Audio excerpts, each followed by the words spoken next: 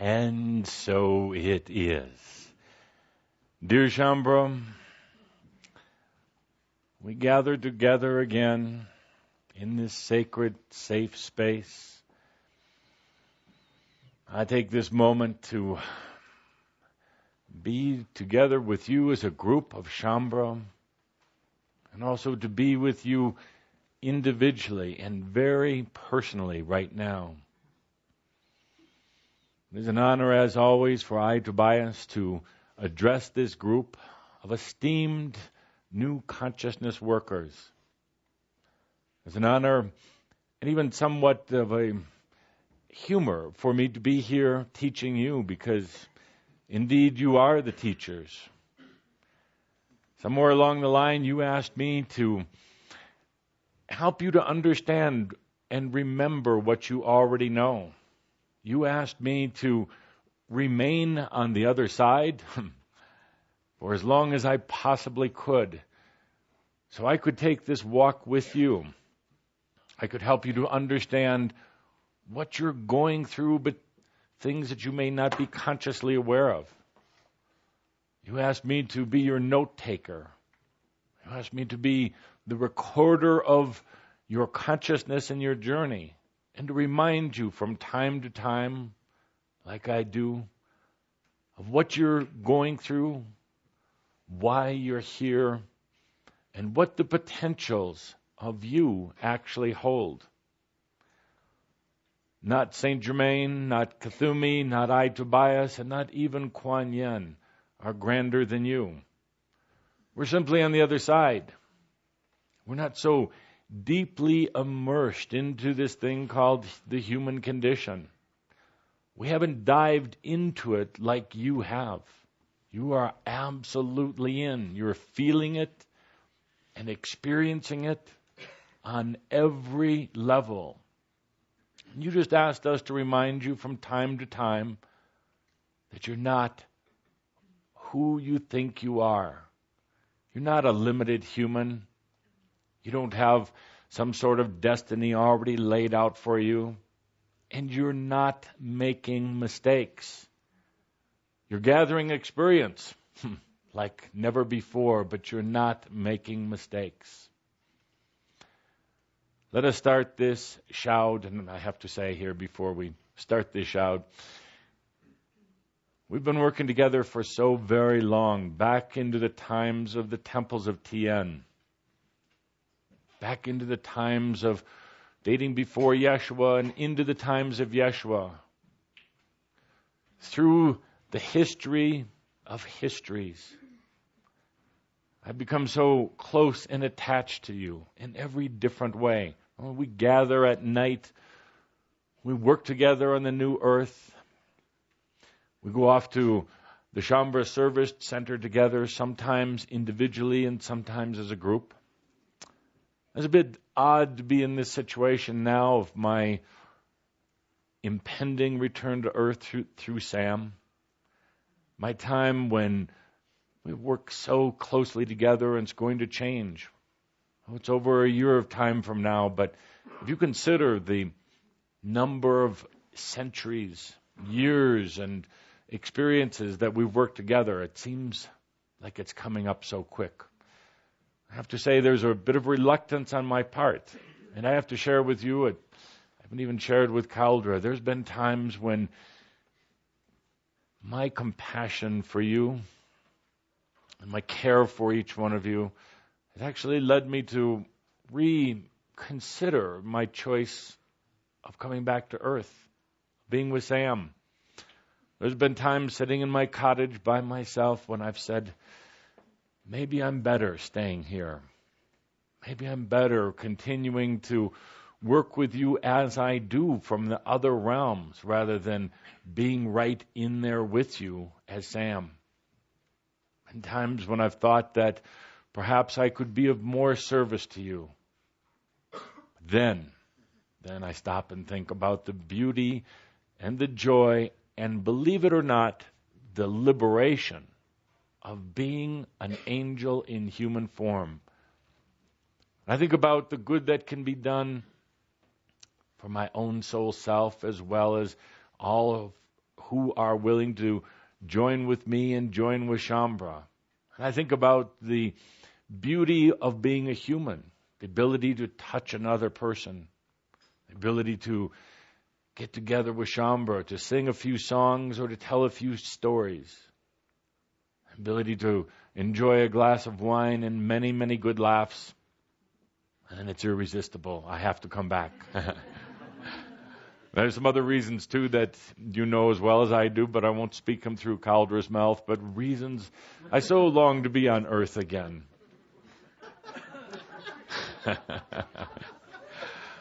But I have you know that I have thought about it. I have thought about this choice. Such a fine journey we are having together. I'm going to ask today that you do 2 homework assignments. I'll tell you one now and one in just a few minutes. But the one for now is tonight, no matter what you do or where you are, whether it is nighttime, whether it will be early in the morning for you when we're done, take a moment to celebrate yourself. To celebrate what you've done. I know it escapes you sometimes, the magnitude of consciousness work, because it doesn't have a direct, specific physical manifestation. It's hard to even measure consciousness in known terms right now. It's hard from where you sit to see the effect that your work has on humanity in general, as well as on angels in all of the realms. Tonight, celebrate yourself in some way. Have a good laugh. Or a good cry, which some of you need. Do something for yourself, which you wouldn't normally do. Even just breathe for a while, but celebrate you.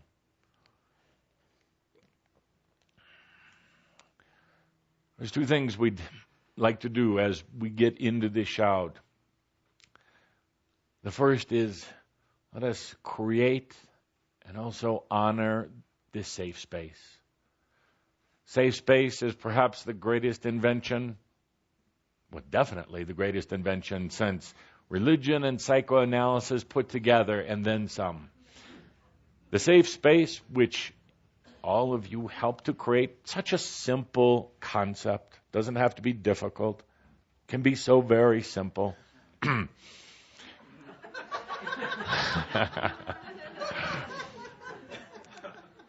St. Germain asked me to give you a hard time today. I earned it. Thank you. The safe space is such a beautifully simple concept and consciousness.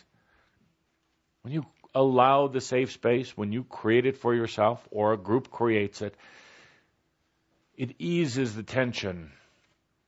It keeps you from having to be on guard. It keeps you from having to worry and wonder and to have doubt. And in the safe space, you can allow the natural rebalancing of energies. You can create it anywhere, anytime, any place. You don't have to stress with it. You don't have to force it. You just choose it. Then you bring it into your reality with the deep breath. So let us together choose the safe space. But today, choose it for your consciousness. The safe space for your awareness, for you. As you take a deep breath and you choose the safe space, and we do it together as a group, allow all of you to join you. And we're not going to reveal too much here, but it is a beautiful and simple Kuthumi concept. All of you to be here. Not just the Shambhala part of you. You know, many of you just invited the Shambhala aspect of you to this gathering today. How about inviting all of you to be here? The part that's not quite so holy. The part that's very human and very frustrated with being human. All of the aspects of you from the past and all of the potentials that you have to choose from tomorrow and the next day and the next day. Take a deep breath and invite all of you into this safe space.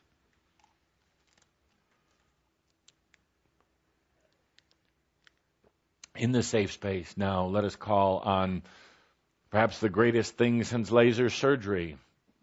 We call it standard technology. You see, you have been out there doing this work of consciousness as well as doing the work of being a human being, interacting with other humans, but also you're interacting with non-human energies. You're interacting with angelic beings, but also beings that are caught, stuck in the near-earth realms. You're dealing with emotions and feelings of other people in one way or the other. That is what you are doing. That is what you have taken on as your job. Your job isn't doing what you think you do, being an office administrator or being a nurse or being a healer. Your job right now is to be one who helps to evolve consciousness. And in doing so, you are interacting with energies on every different level. These energies and these consciousnesses come into your field or your space, so to speak. They come into your body and your mind, into your consciousness. Because you are open, because you are feeling. And even if you take that breath and release them, there's always a bit of residue left, a bit of buildup or energetic dust that clings to you. And now in this safe space, you can use the essence of standard technology to release that, to cleanse your body, to cleanse your consciousness, your mind, without any effort. It is just choosing. Your body, your mind, your spirit, your nos, they all know how to rebalance and to rejuvenate. But I see here in particular that so many of you have taken it into your body this past month. You're learning now how to cope with the consciousness much better, but your body still has a tendency to pick up these outside energies and imbalances and hold on to them, to store them. So let's take a deep breath right now and allow the natural rejuvenation of your body. Take a deep breath. See, you don't have to play mind games. You just have to give permission. Dear body, you already know how to cleanse yourself, to balance yourself. Some of you have little energy buildups inside of you. I guess you could say much like a tooth would get a cavity. It's time to let that go. Some of you are storing it in your bones. Many of you in your vital organs. It's not overwhelming. No need to fear. It's not at a toxic level. Take a deep breath and let your body release any of these imbalances easily and naturally. Many of you pick up things that you called colds and flus or even allergies. And you can become very concerned about these. You wonder what's wrong with your body. Perhaps your body knows that a cold or a flu or any of these other things are also natural ways to release the buildups that you happen to bring into your body. But then you doubt yourself. You wonder why you are a spiritual being who is getting sick. You're not sick. You're cleansing. What truly helps with the cleansing process, besides the breathing, is drinking the pure water. The pure water helps to cleanse out some of the buildups that are in your skin, for instance. Many of you experiencing itching lately, slight rashes. The water will help cleanse these out, but more than anything else, it's about giving permission to your body to rejuvenate. Let's do that right now. Take a deep breath. Let some of those imbalances, impurities be flushed. Some of them are going to flush energetically. That means in a non-physical way. They're just going to be released back into the ethereal levels. Some of them are going to be purged by the body itself. And you know how the body tends to purge, so don't try to stop the process. Don't try to fight it. It is natural. Natural. In this space, you can allow your body to rejuvenate. It deserves you doing this on occasion. Just getting very relaxed in a safe space. Just stopping for a moment. Giving permission to all of those physical and consciousness aspects of yourself to rebalance. You're out there doing very difficult work. Doing challenging work that goes beyond where humans are today in general. And it's not surprising that you pick up a few wounds, a few scars. You pick up some residual energy.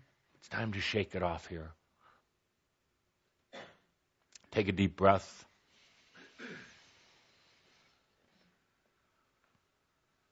We have several guests today that we would like to bring in. The first is a small group, 7 to be specific, of crystal children.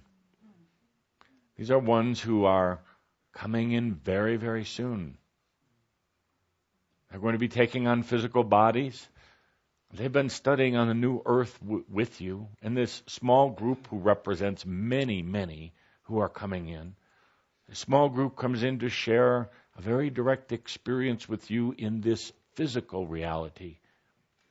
They come in to feel your energy, to feel what it's like being in a body and having the mind, and more than anything, to feel what it's like to have doubt. They want to understand this very odd and peculiar type of consciousness virus called doubt. They're coming in and observing. You don't have to hide anything from them. It is very prevalent for humans to have doubt. Not natural, but prevalent. They come in to observe, to be with you. And they would like to be around you for several days. They're going to take what they are observing and feeling back to the others who are studying on the new earth and in the Monterey prior to coming here and taking on bodies on earth. They're not going to intrude on you. They're not going to ask a lot of questions. They just want to sense. There's another guest who we bring in today. Take a deep breath and, without trying to guess, just feel into this energy. The guest we bring in today has been requesting to come in for quite some time. He has actually had lifetimes on earth before. He's actually incarnate on earth again, but one of his very prominent aspects wants to come in today to share this time to learn something from Shambhala. Learn something that is going to set him free, potentially, and to set many others free as well. Our guest today, perhaps some of you are even sensing or smelling a bit of peculiar odors, particularly a cigar odor, Dr. Sigmund Freud. Dr. Freud, this aspect comes in particularly to observe what we call the new consciousness. Now, Dr. Freud, as many of you know, was born in the mid-1800s and committed suicide shortly before World War II. Dr. Freud came in to basically open the doors of this thing called psychoanalysis. Dr. Freud was very much in his mind in that lifetime, very much in the mind and not so much in the feelings. And this aspect of Dr. Freud has been very distressed and very, very tormented for a variety of reasons. First, that he felt he was not able to cure himself.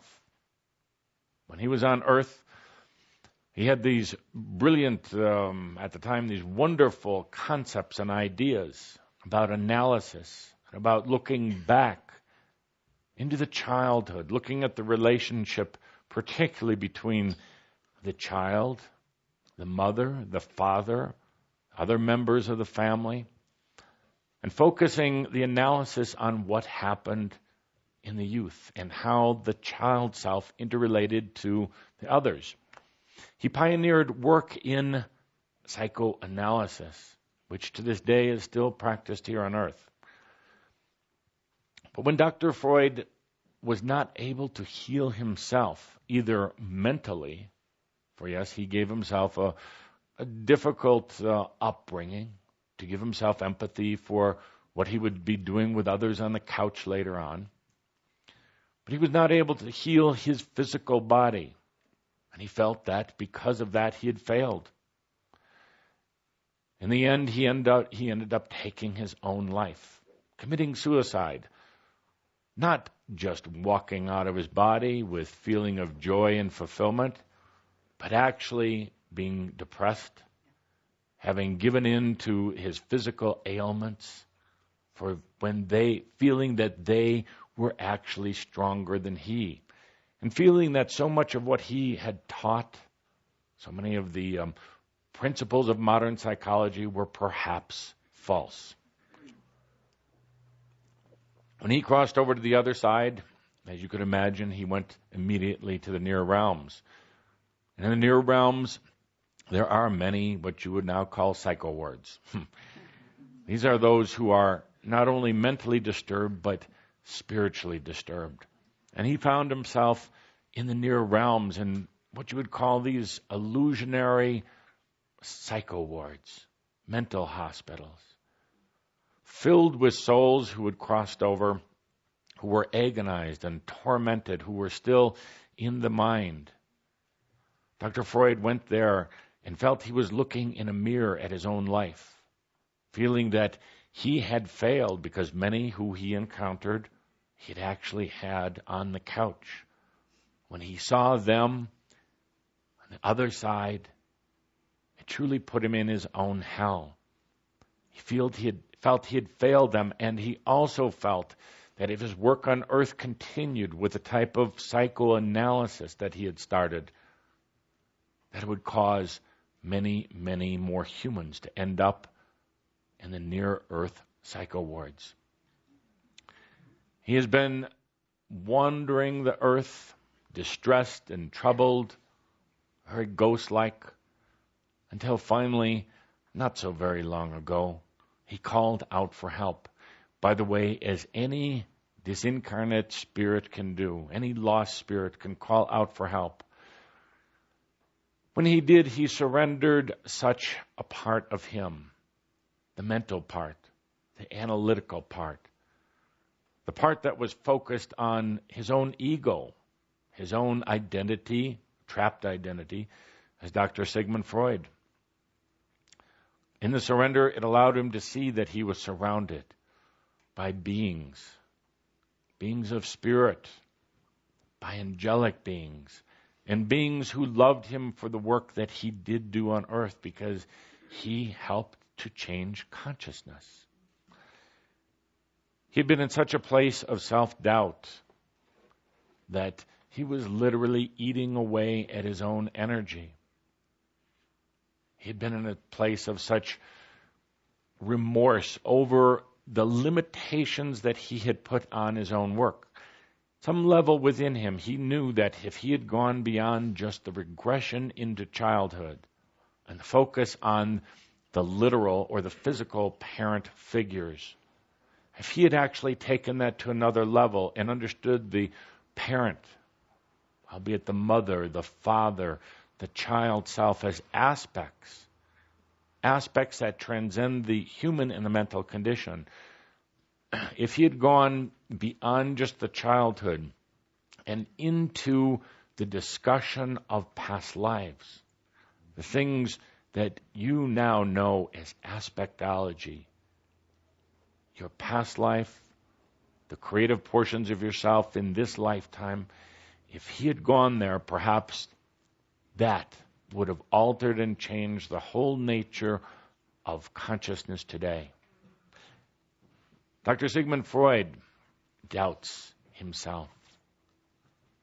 So we bring him in now to the Crimson Circle to see humans who understand the concept.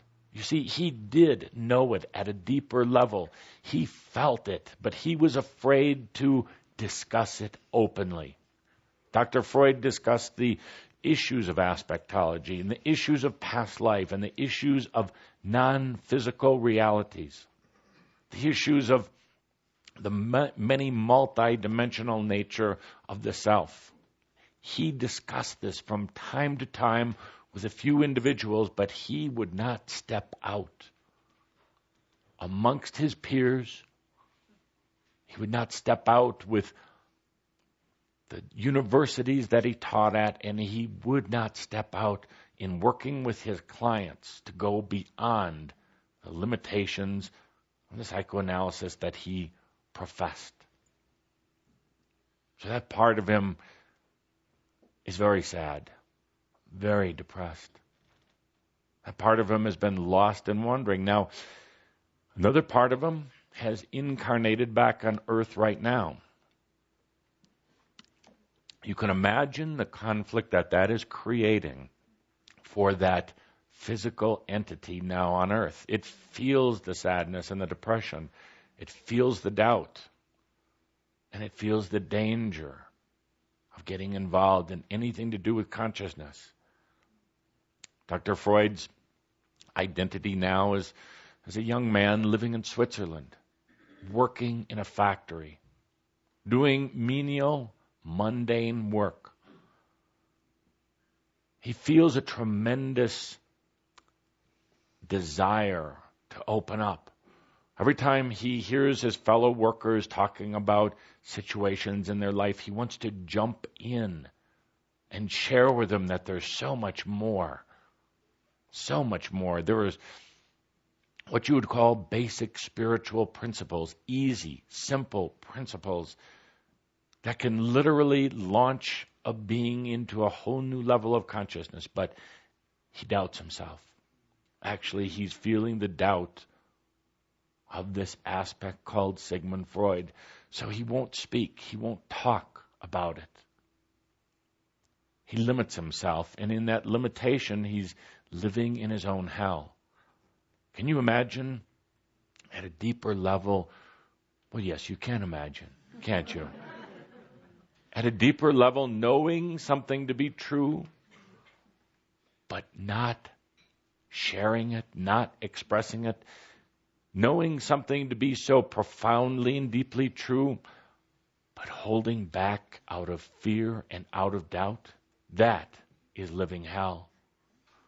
You have to create all sorts of barriers. You have to fool yourself to limit yourself. And that is exactly what Dr. Freud and his entity walking on earth are doing right now. Dr. Freud is here as the guest to see a group of humans who don't necessarily have degrees on the wall. And perhaps he is saying right now, that is a good thing. Humans who didn't go to university to study the mechanics of the mind or of consciousness, because no university right now can truly do that. No accredited university.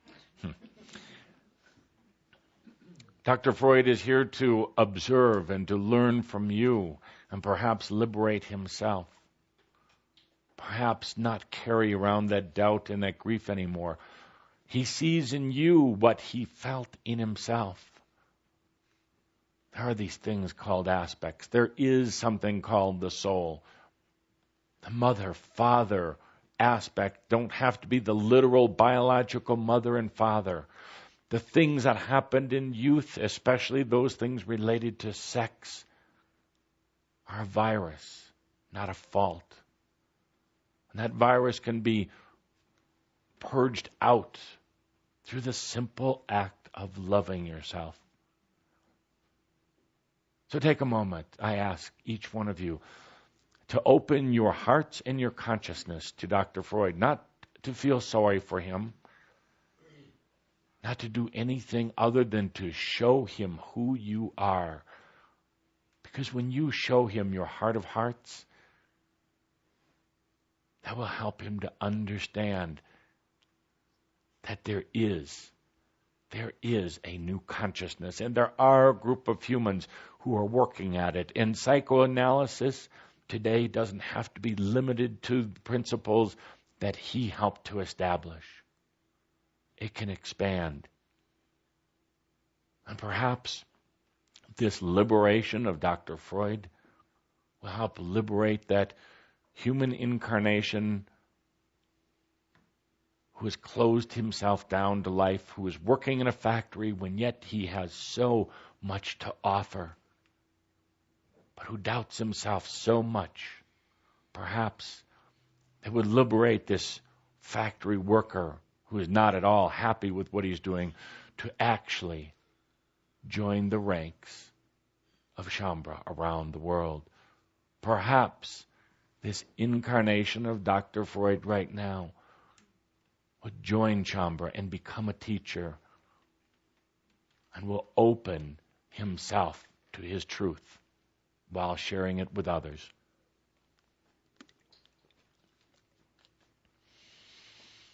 Dr. Freud may hang around for a while, may come around with you. He will have a few angels from our side accompanying him, kind of like in the Charles Dickens story of Scrooge. He wants to observe. He wants to see what you do, how you do it, and he wants to see how you handle your homework assignment. We'll give it early and we'll remind you again later. Dear Shambhala, take a deep breath. Your homework assignment is very simple. Now, simple doesn't mean it doesn't contain challenges, by the way. Simple just means if you get out of your mind, you just do it. It's really quite simple. Contained within simplicity can be complexity if you're that type of person. Simple can be easy and smooth, and it can make things go very, very efficient. Or simple could mean the final step at the end of a long and complex and painful and difficult and challenging process. And you get to the end of that process and you say, but the answer was so simple.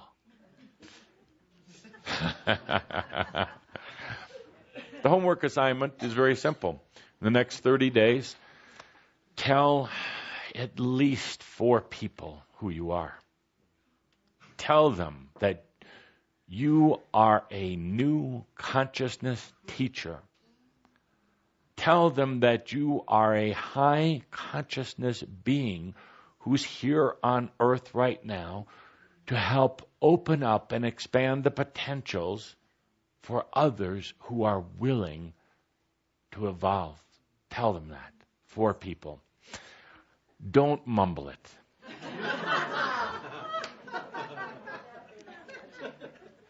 Don't couch it in goofy discussion.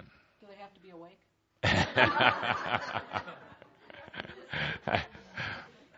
Do it when you are very clear and very conscious about what you are saying. Because, dear Shambhala, it's time to stop hiding. It's time to stop pretending. Use this example of Dr. Freud, who regrets that he didn't go further, that he didn't open up. He was so caught up in what others would think. He was so caught up with his degrees and his tenure and his status and all of the rest of that, that he didn't open up, and it has caused him tremendous torment of the soul. Tell 4 people this next month who you are. Don't apologize. Don't try to define it. If you're going mental, stop, take a deep breath, and be very clear. Tell them you're a teacher of new consciousness. And when they say, what school did you go to? You could tell them, You're part of Shambhala. It in itself is the classroom of the new consciousness. Tell them that your experience and your credentials is many, many lifetimes of mistakes and successes. Tell them that you are a teacher of new consciousness because you have chosen it. It doesn't have to be bestowed on you by another, but you have chosen it. Tell them that you are on the planet right now to enjoy life for yourself, to show others that life can be joyful and loving. And you are there on earth right now for any human who should want to hear more. It's that simple. That's your homework. We have to find four people that'll listen. If you are not encountering 4 people in the next month, you are probably hiding far deeper than you possibly know. Tell it to a clerk at the store while they're ringing up your purchases. Tell it to somebody that's waiting in line with you at the airport. Tell it to a child at the park. Your dogs and pets do not count. Tell it to 4 people this next month. Because, dear Shambhala, you're here for a reason. Because you chose it. You're here to do exactly what you're doing, but now it's time to step out from behind the shadows. You can feel it in yourself, that frustration. You know what this is about. You know where we're all going. You know what consciousness is. You know all of this. But you hold back. We'll talk about this in a moment. But let us move on now with the discussion for the day and the additional inviting in of Dr. Freud. Last month was a time of measurement of consciousness on Earth.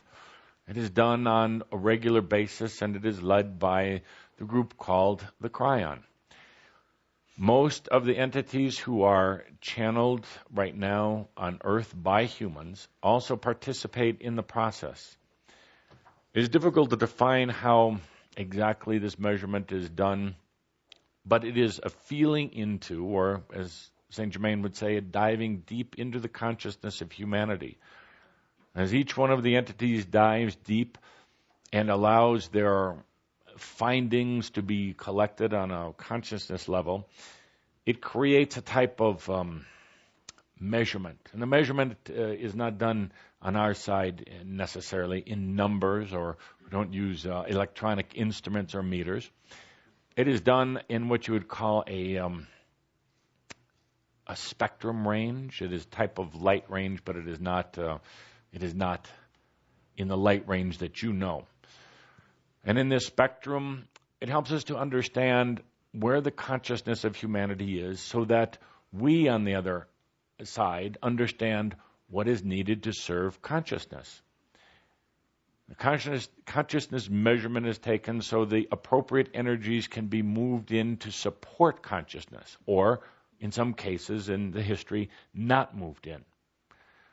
They're angelic beings who help bring energy in, to shuttle it, to bring it through old and very, very new portals to Earth, to respond to the needs and the desires of humans.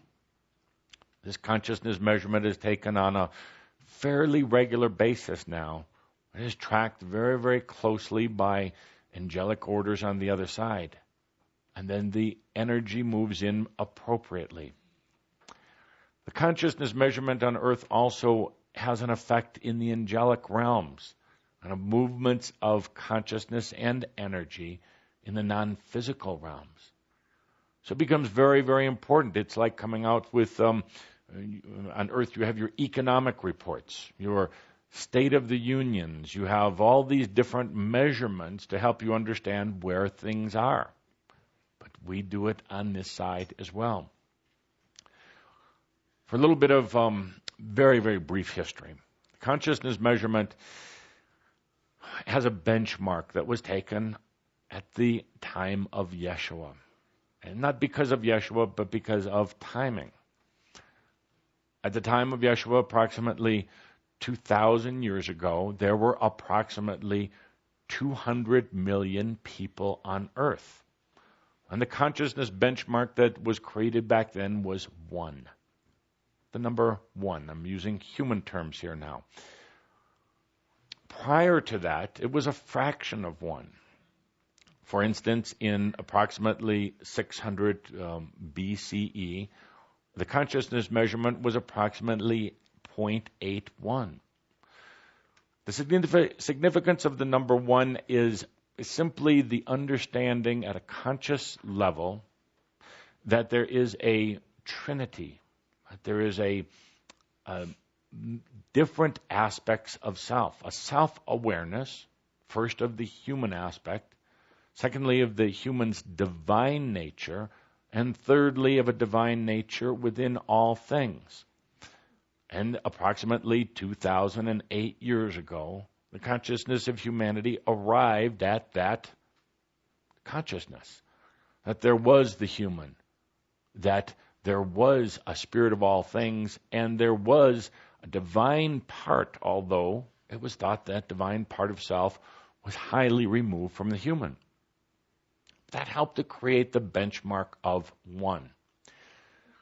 Now, interestingly, as we have taken measurements over all of these 2008 years, there has been a direct correlation between consciousness measurement and what you would call your calendar years.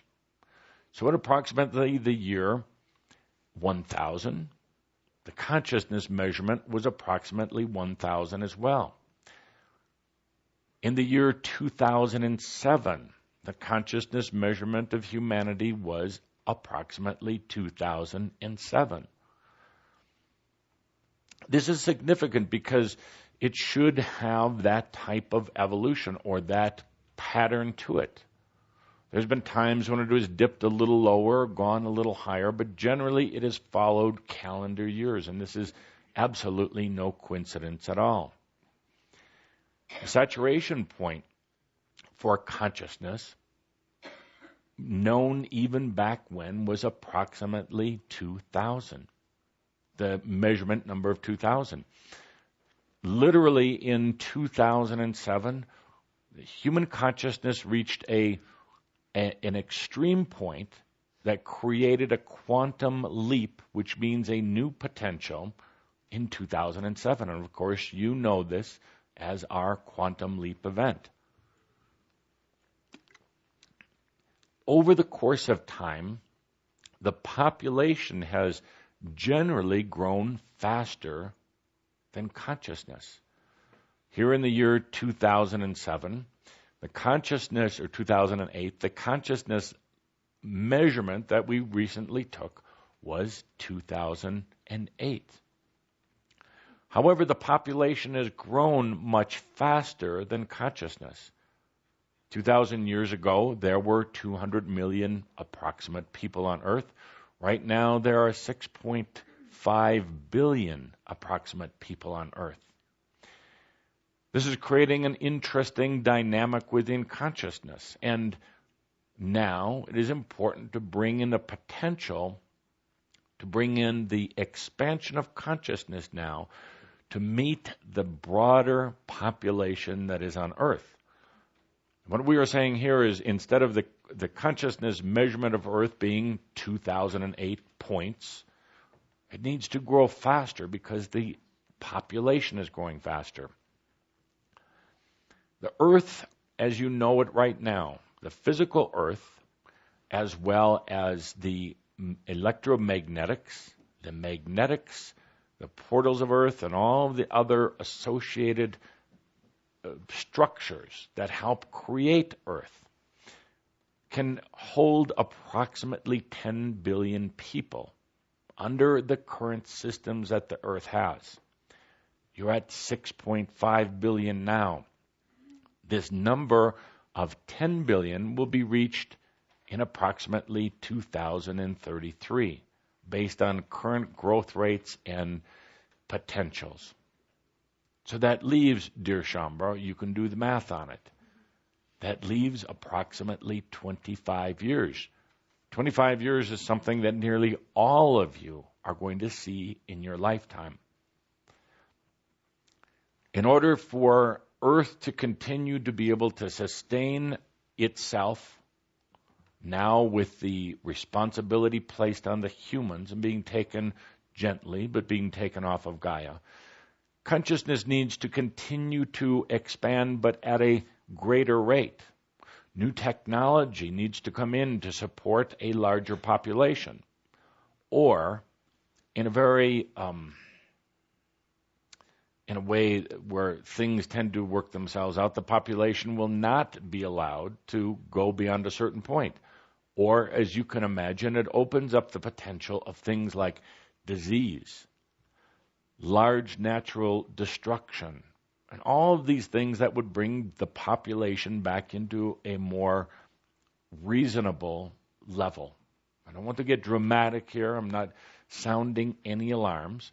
I'm trying to state that consciousness on Earth right now, consciousness needs to grow faster. Humans, in general, are ready for it. They are very, very ready. When we took our consciousness measurement recently, we also measure potentials.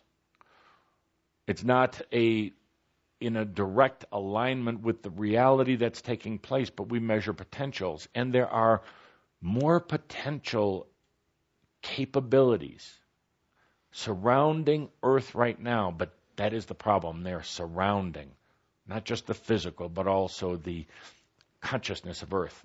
They're not being brought in. They're being held at bay.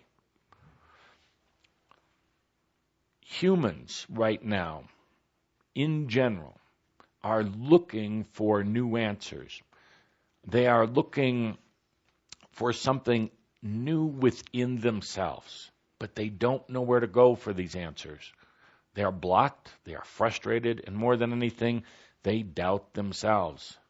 So they're holding back, and when they hold back, it also prevents new potentials for things like technology, for things like medicine and healing, for things like food on Earth.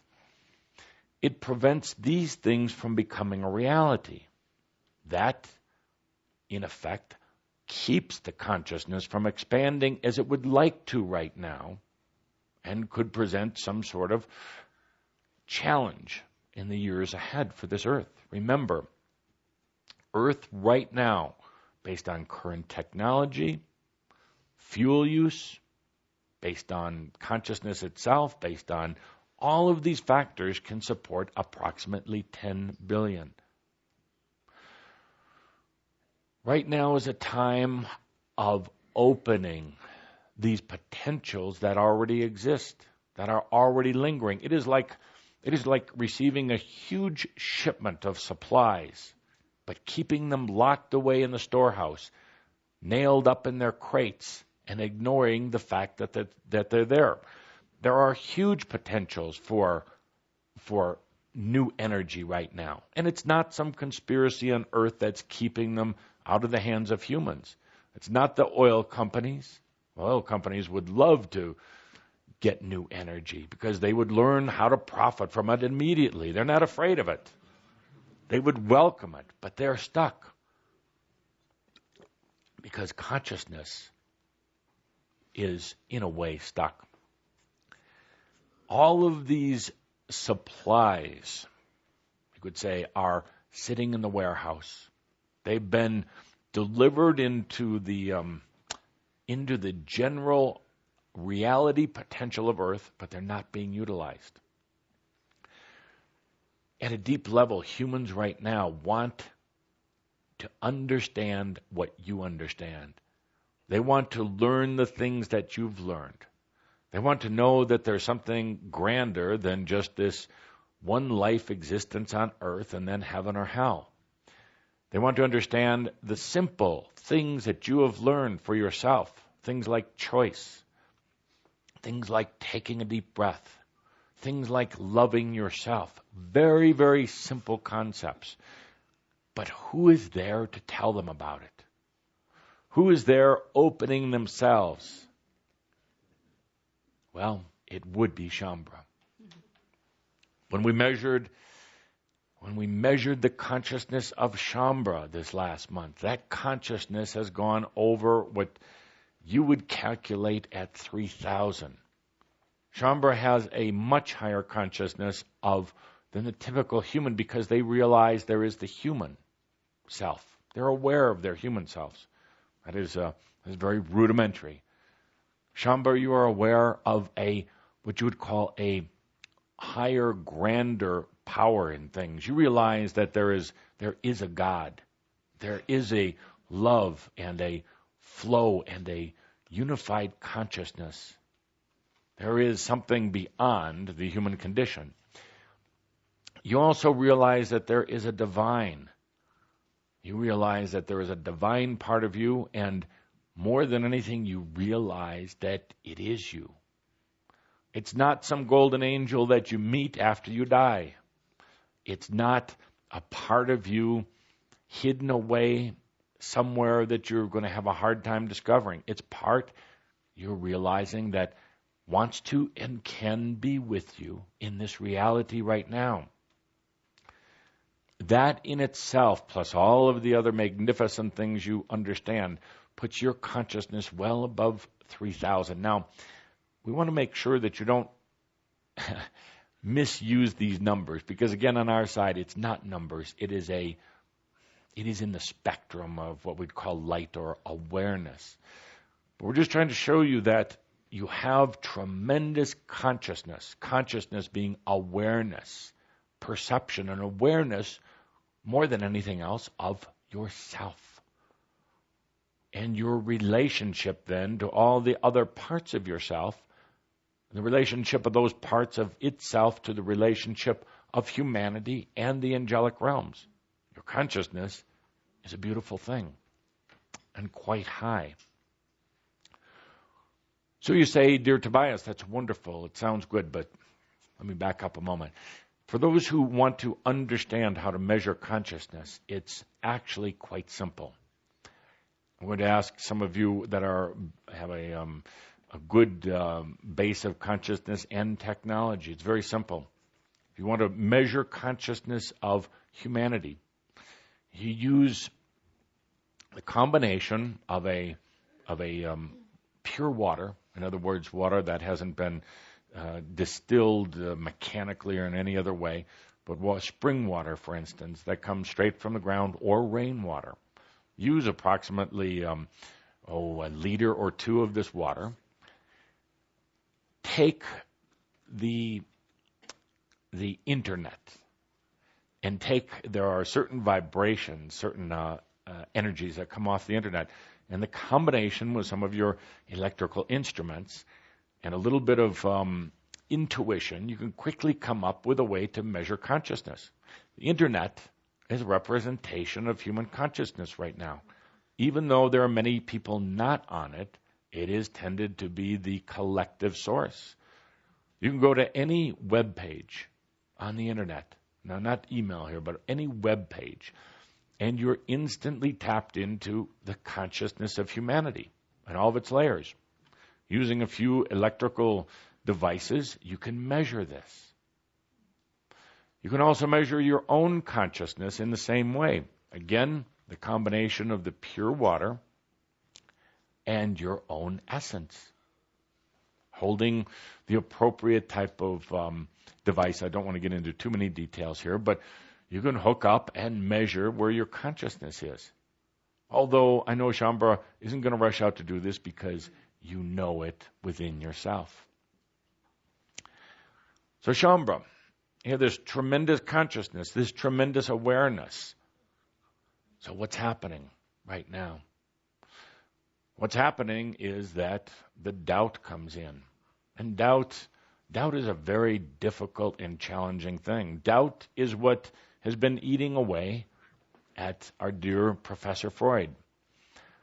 Doubt is the thing that has been blocking you. Now, it's interesting because those with a more open mind, a spiritual bent in life, They talk about things like negativity. There's been many books written about negative thoughts. You're trained, you're taught to. You're trained, you're taught to black out your negative, to not speak negative, not think negative. That actually causes more problems than not. You're denying part of yourself. That is very, very real. There's very, very negative things are very, very real. Negativity corresponds beautifully to the positive, and to try to create false positive creates an unnatural flow of energy. And that unnatural flow of energy will cause you to basically, your energy to back up, and you get very stagnant. And when you get stagnant, you run to the mind to try to rescue you, and gets even more stagnant. And that's when depression, lack of joy, no passion, all of these other symptoms come in. Instead of trying to think positive, not have negative thoughts, take a look at doubt. Doubt is when you question yourself. It's very different than being negative. You can be highly negative and never doubt yourself, as some of you became experts in doing. Doubt is looking at a very distorted and smoky, cloudy mirror. When you allow yourself to doubt who you are and why you're here, when you don't follow the truth within, you see yourself as something that you're not. And that mirror that you're looking in becomes very responsive to the doubt. And it gives you a reflection of who you, the doubt portion of you, rather than the true portion of you. Doubt comes into your life. It immediately and naturally restricts the flow of energy. And doubt causes you to basically compress, energetically compress yourself. Doubt in itself is a type of virus that goes in and starts eating away at you. It starts segmenting you. It starts breaking you into pieces, as Andrea has discovered in her work with aspectology. Doubt creates barriers and walls in all the various places of yourself. The only way out of doubt, or let us rephrase that, the best way out of your doubt is to go back into what you truly feel and know about yourself, and then express it. Shambhar, you've been doubting yourselves, and that has been causing kind of an interesting restriction or interesting distortion between the high consciousness levels that you're at and what you're actually manifesting or bringing into your lives. The doubt is now what we would call the barrier. The doubt is the veil. The doubt literally reinforces and strengthens that thing that you call the veil. The veil being that illusionary type of barrier between you and the divine, between the physical and the non-physical. Doubt intensifies that. To get out of doubt is to express your truth. That's why we say your homework for this month is to tell 4 people who you are, to share it, and to be very aware of what's going on when you tell them. Oh, go beyond the strange looks, if any. Go beyond even the doubt that you have in yourself as you share the words. Watch the reaction. Watch what happens when you tell them who you are. For a lot of them, it's going to light something within them. They're going to want to know more. They're going to maybe walk away at the moment, but come back later. Part of them is going to be doubting. Part of them is going to wonder if you're just trying to sell them anything or convert them to anything. But that true essence part of them is going to want to know more. They're going to want to hear what you have to say, not what I, Tobias, have to say. That will really create doubt in their mind. They're going to want to know what you have to say. I want to know what's in your heart. I want to know what's going on within you. As you express who you are, as you go beyond your own doubt, as you take a few risks, you'll feel the transformation within yourself. Because you're moving beyond doubt. You're not allowing this virus, this self-virus to continue eating away at you and continuing dragging you down. You're at an interesting place where you know that potential is out there. Whatever that potential is, you know that your dreams can actually be part of your reality. But that doubt comes in and starts going through what ifs and buts. It starts exploring possibilities that are very doubtful, very dark. If you just start sharing who you are, if you go beyond that barrier of doubt right now, your consciousness, when measured, is going to take that next large leap in itself. You understand the concepts. You've heard the concepts. They are your concepts. But now, when are you going to start actually living it? Going beyond the doubt. With that, Shambhala, the homework is very simple. And, by the way, tell 4 people who are not Shambhala. Yes. We're a bit of mind reading here. We could already tell the large number in this group alone here in the mountains was going to go tell 4 other Shambhala today. That's not what we're speaking of. And please, for those of you who are going to dinner tonight as a group, spare the waitress the burden of having 20 Shambhala. She already knows. That's why she creates a safe space. Tell 4 others. Tell 4 others. Starting tomorrow, who you are. Go beyond the doubt. Thank you for allowing Dr. Freud in, for he doubted himself. He held back what he knew. He got so caught up in the structures that he was in and the institutions that he was in, that he held back, and it's caused him tremendous agony and tremendous grief. But perhaps, just perhaps, being here today with Shambhala will allow him his freedom. And so it is.